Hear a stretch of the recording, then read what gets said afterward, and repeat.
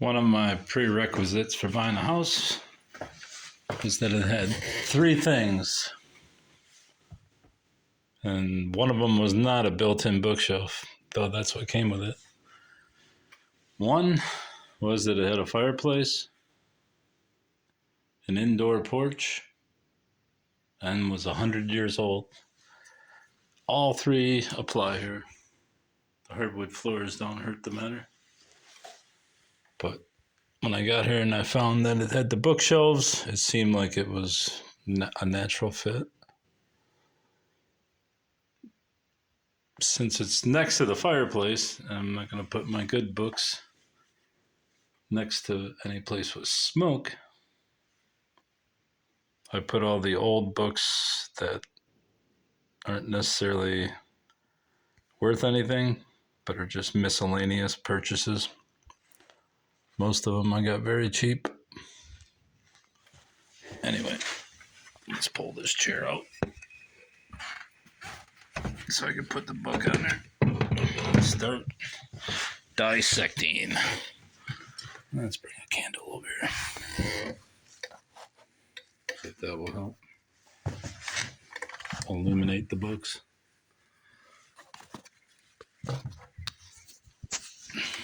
We'll start with, that's a terrible look. That's a real smart move. Get that candlelight going. Fuck it. Get out of here. Let's just stick them down here. Donald and his friends. Put this chair over here. There's my pitchfork. Should you enter without permission?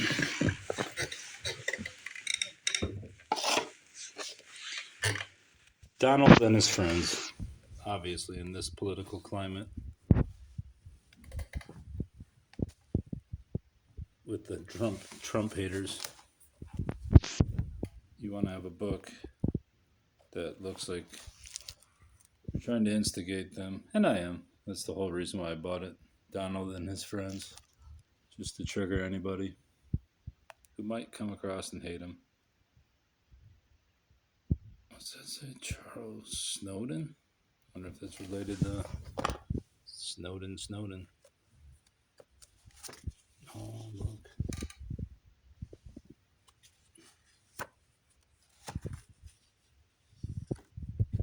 By Sarah Gibson, Donald and his friends. It's like some pulp trash.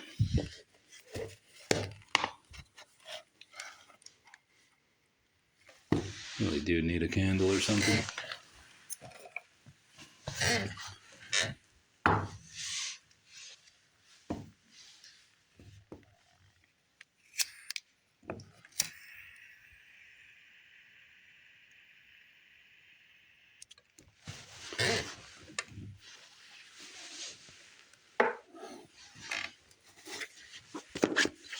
Highly professional.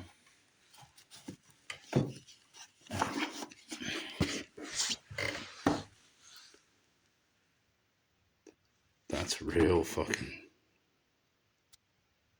The Travels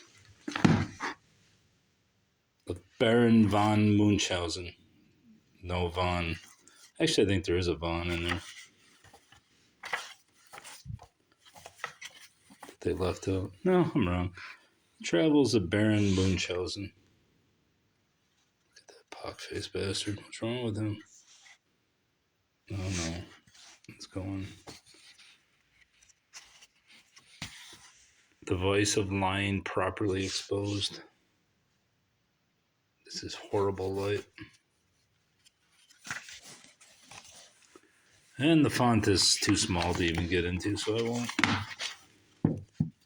Here is this book.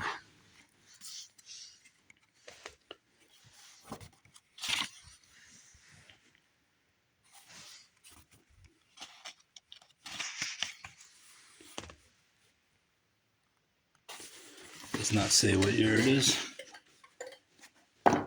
All for the better.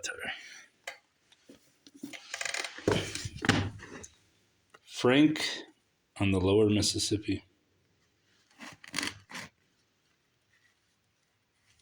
It's funny because I have a small stack of books on the Mississippi River and New Orleans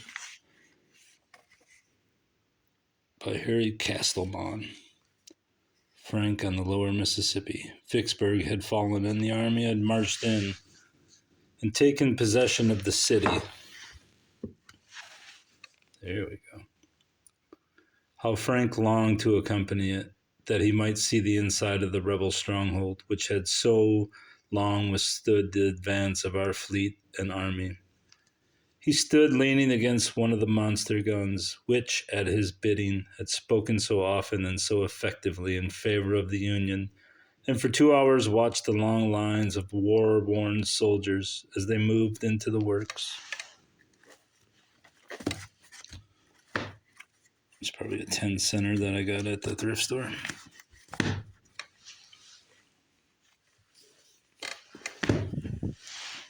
Do and Dare by Horatio Alger.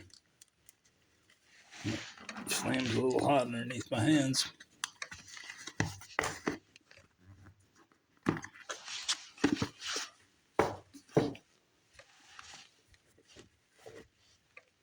I know Horatio Alger's name. This is the property of Alger Thompson, St. Clair, Michigan. 1910 New York Book Company. Do and Dare, or A Brave Boy's Flight for Fortune.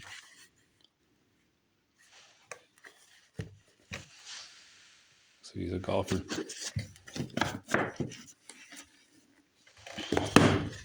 From Eden to Egypt, George O. Lilligard. Genesis, the Book of Beginnings by George Oliver Lilligard. From Eden to Egypt, that is the title given by the author, Professor George O.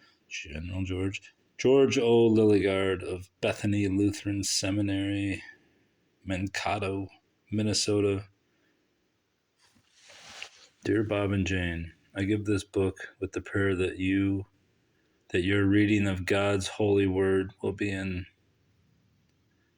influence for good in your marriage and your entire life. For your marriage, read. Fuck is that? Train shaking the house?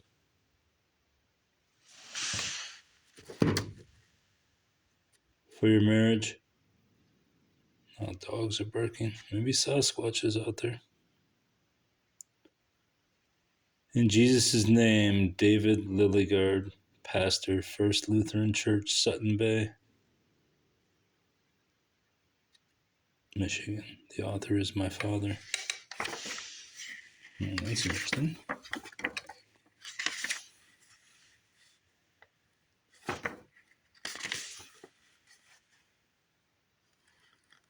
Does it say 36? Oh, come on. This fucker will not focus. Looks like 36. Cannot read it. No, it's 50. No. Come here, candle. Can't see it in this dim ass light. Oh, almost burned it. Oh, it says 36.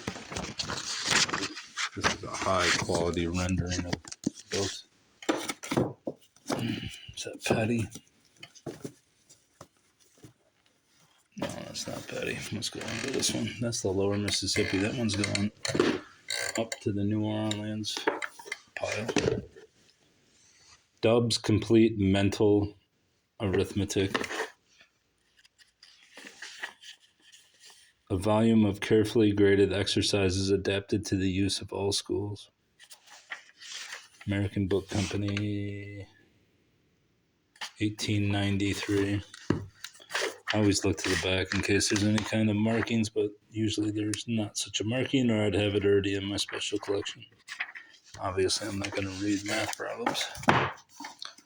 What's next? Sinclair Lewis. Nope, I was wrong. This one will go into a different collection. King's Blood Royal by Wyndham Sinclair Lewis, not Wyndham Lewis, 1947.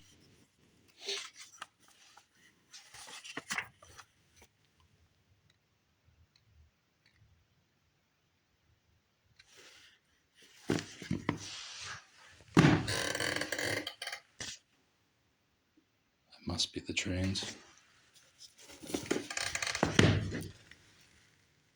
The Victor Book of the Opera.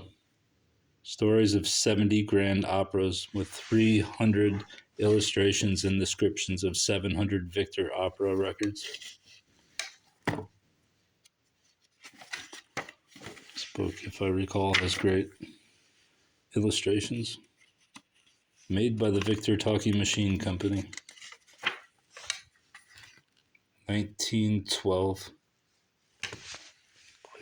Go on to landscape.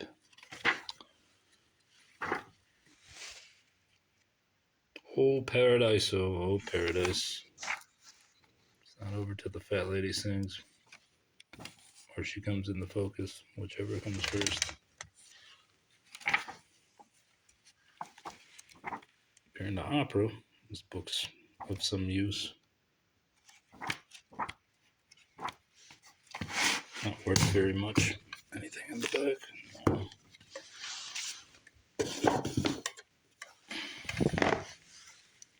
The Birds' Christmas Carol. Kate Douglas wig. I recall this book is falling apart. 1897. Kate Douglas Wiggin, sorry.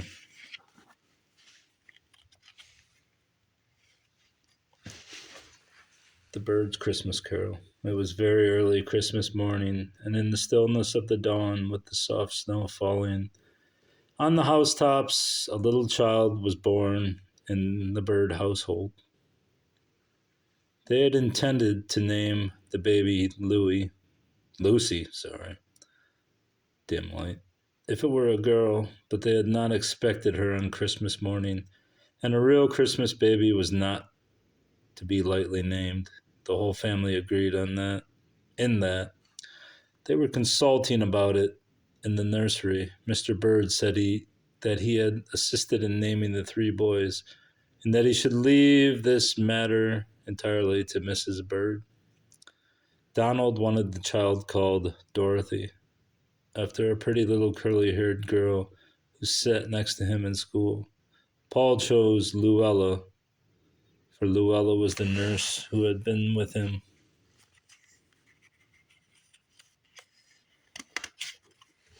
During his whole babyhood. Oh, come on, fucker.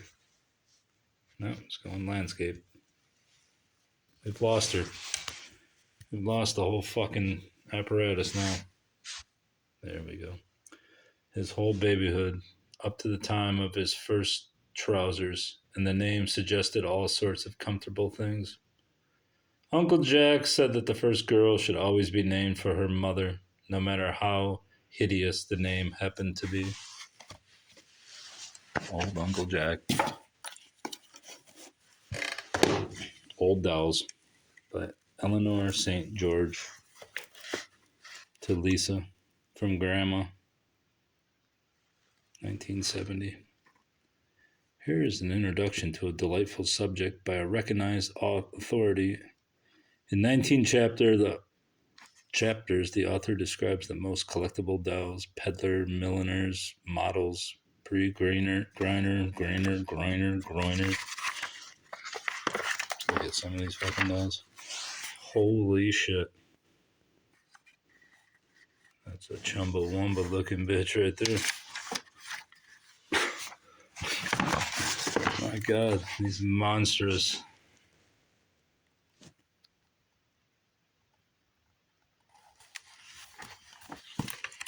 Babies, come on back.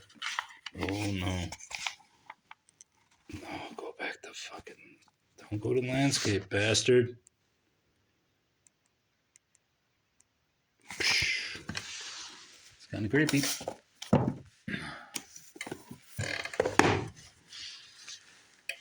Copy of Charlotte's Web by E.B. White.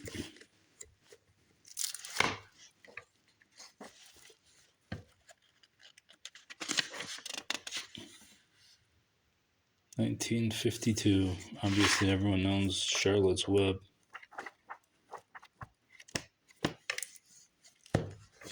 Decent hardcover. There you go, Donald. Get in there. The Hess Cross. James Stewart Thayer. The objective: a kidnapping that will seal the doom of the Allies and deliver the world to Nazi domination. The mastermind Rudolf Hess, mysterious Nazi defector. The outcome? A relentlessly explosive novel of World War II and a desperate gambit to forestall the atomic age. James Stewart Thayer, 1977. Nice mustache, buddy.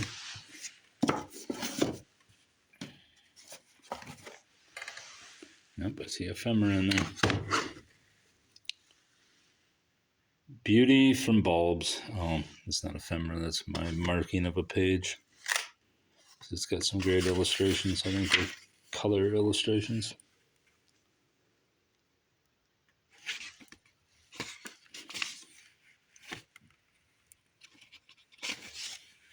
Beauty from Bulbs, 1929. A treatise on the leading varieties of bulbs suitable for outdoor and indoor culture, and of proven merit for American gardens. Let's see what the page I marked was.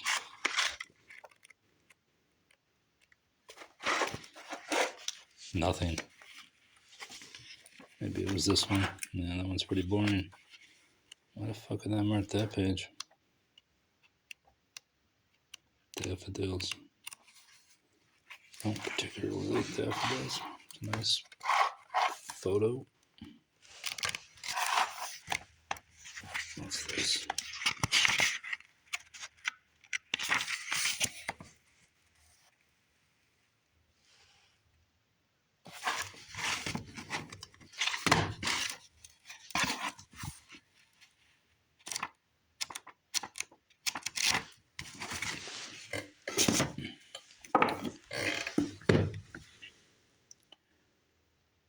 The Analogy of Religion by Butler. Has the old end pages. To Willetta. Our suffering is of God, who also hath made us able ministers of the New Testament, not of the letter, but of the Spirit. For he or me? For the letter killeth, but the Spirit giveth. Ye, 2 Corinthians. Religion, Natural and Revealed. Constitution and the Course of Nature by Joseph Butler.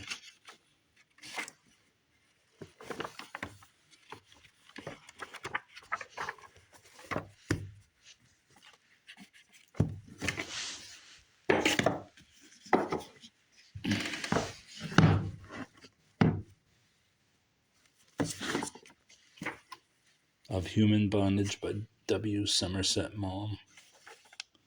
1915. Book I have not read. The day broke gray and dull. The clouds hung heavily, and there was a rawness in the air that suggested snow. A woman servant came into a room in which a child was sleeping and drew the curtains. She glanced mechanically at the house opposite, a stucco house with a portion and went to the child's bed. "Wake up, Philip," she said. She pulled down the bedclothes, took him in her arms, and carried him downstairs. He was only half awake. "Your mother wants you," she said. That's pretty boring start.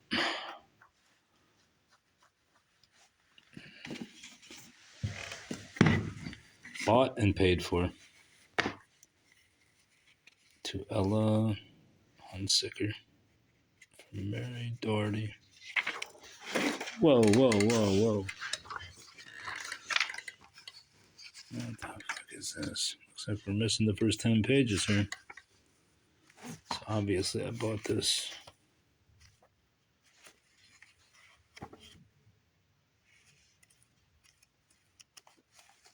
There's got to be illustrations or something. Or I just bought it for... Yeah, there's an illustration.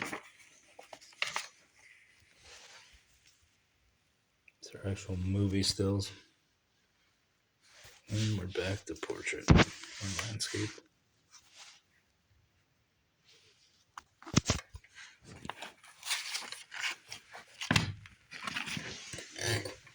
I think it might have to do with white slavery, which was basically the early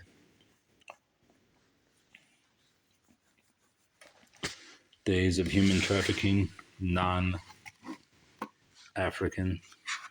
Not that that's the only slavery there was. Obviously, there's still slavery. In fact, it's more widespread today than it ever was in its heyday, which America is chastised for.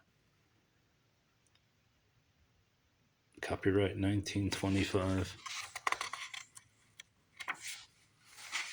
Aerosmith by Sinclair Lewis. Another book I haven't read. I really have no interest in reading. Brewster's Millions.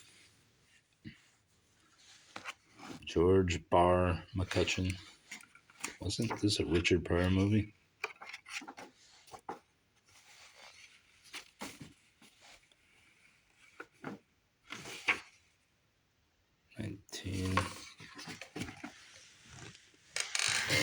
God damn it. 1902. Damn it. What book's that old?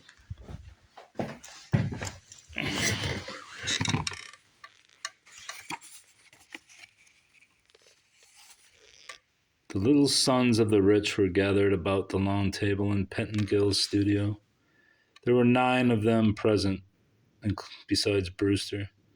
They were all young, more or less enterprising, hopeful, and reasonably sure of better things to come. Most of them bore names that meant something in the story of New York. Indeed, one of them had remarked, "A man is known by the street that's named after him," and as he was a new member, they called him Subway.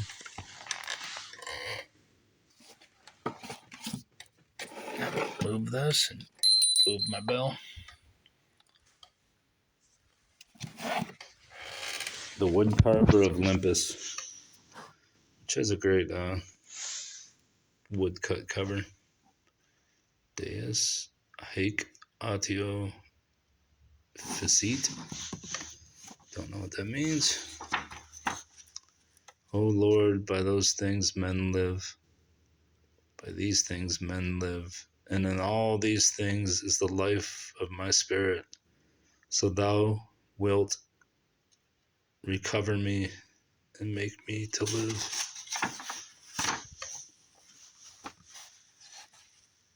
1904.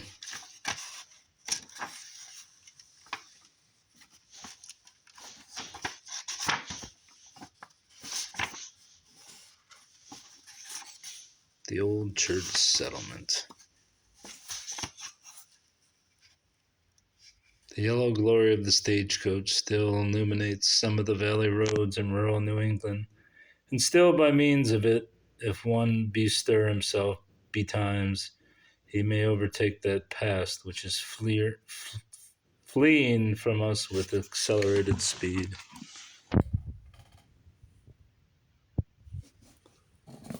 Yes, he might.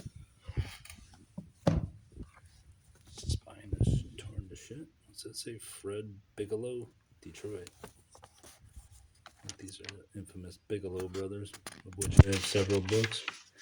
A general history for colleges and high schools. Policies of non-intercourse. What the hell that means. This is the Chinese, though. Obviously. We know history.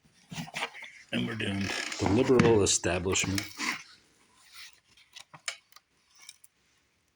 1965 by M. Stanton Evans.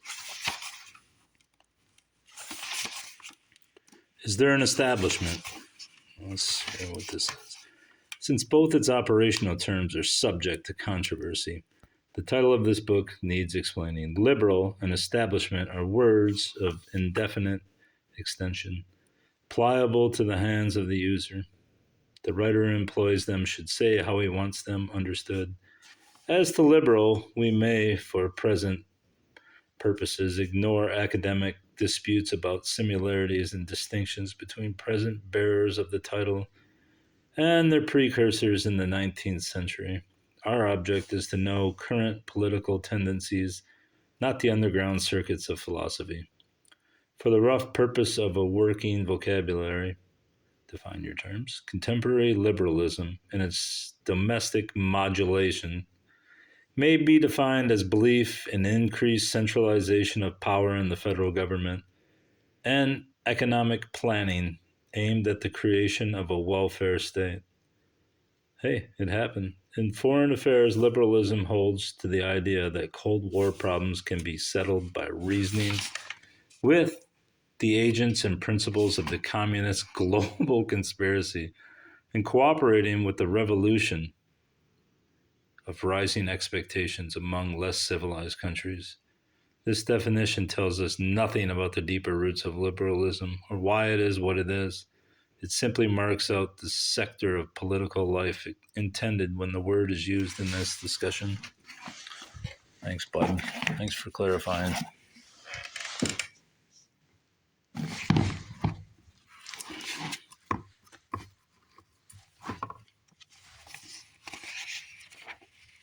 The Histories of Herodotus, 1904, by Henry Carey. Herodotus. Of the life of Herodotus, the father of history, little is known. The date commonly accepted for his birth is 484 BC, and he is supposed not to have survived the year 424. Both dates rest on combinations. He was a native of, I don't know, a Dorian city of Caria. Aunt Polly's Story of Mankind, Donald Ogden Stewart. Woo! Sci-fi.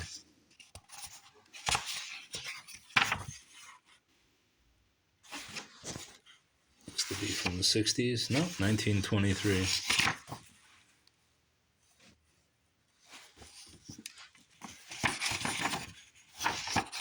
Aunt Polly's Story of Mankind, Chapter 1, The Beginnings. Frederick, said Aunt Polly one evening after dinner, for in the privacy of their own home, she often called her husband Mr. F.S. Johnson by his first name.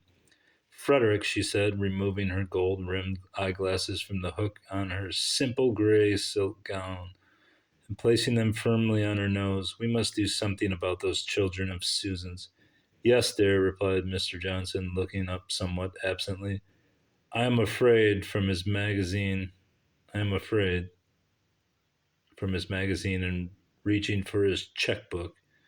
We must do something. You silly goose, ejaculated Aunt Polly, playfully pretending to box his ears. I said, Susan's children. Games and Game Leadership by Charles F. Smith.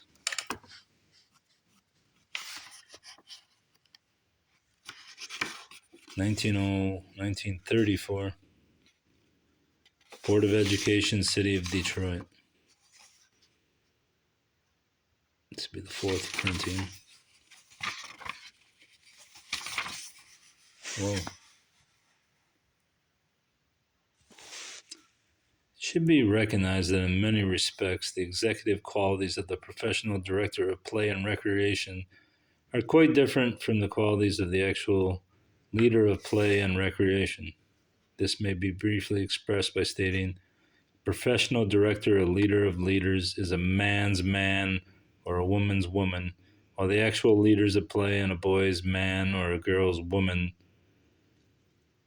The person interested in professional leadership should read blah, blah, blah.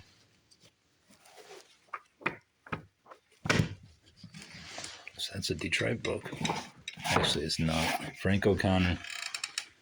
The Stories of Frank O'Connor. 1952.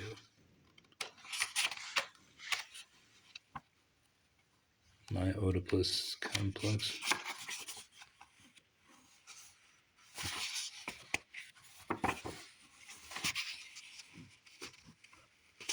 Anything that starts that simpleton-esque is not going to be read. Stories of the Great Opera. Gary. Does that say Gary? Gary Elizabeth.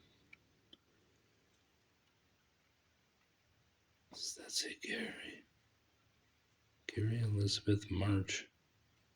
Christmas 1937. Can't be right. Stories of the Great Operas and Their Composers by Ernest Newman.